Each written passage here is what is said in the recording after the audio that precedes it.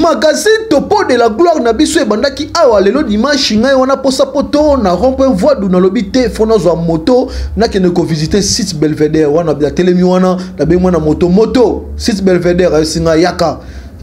ngana na pusani na mati moto na ese masa memanga tina site Belvedere na ndenge ya jenenge zalaka kaka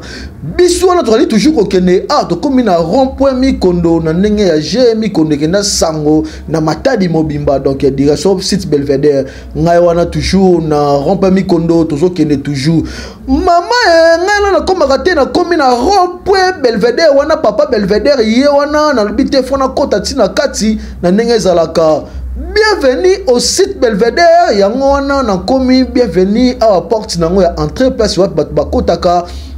biso nyonso na ndenge ya jeune bifo na mimonisa posa poto ye wana balobi patron ya posa poto TV wana na mikomisi wana na site Belvedere na bifo na kota na kati mama na kota na kati bato ebele babanga katombo o babulaka neti bato balaka na se ok bato bakunda na bango awa na CT pona ko signale bino ke tombo oyo batia yango pour que elakisa ke bato o balaki ko sala chemin de fer o to benga karai ya train e bandilande awa soki basali ba kopemela awa na site Belvedere donc tombo oyo ezo présenter ezo lakisa histoire ya matadi mobimba ezali na kati awa na signale bino ke bato balaka ko sala chemin de fer o to benga karai ya train oyo ezali chemin de fer ya Afrique centrale mobimba premier chemin de fer ya Afrique centrale e banda awa donc mboka na biso ezali na histoire munene surtout province na biso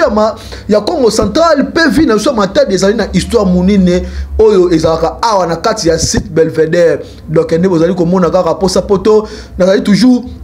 ko visiter na ndenge ya je wana moto azali ko filmer ngai nazali ko pusana nazali ko tuna ba question ba isinga histoire matadi evanda nde awa bozali komona wana ezali ko bangomba wana nde ezali bangomba ya matadi na ndenge ya je boye ba ke matadi ezali libanga na Kikongo babengaka ngonde matadi mena lingala ezali libanga na ndenge ya je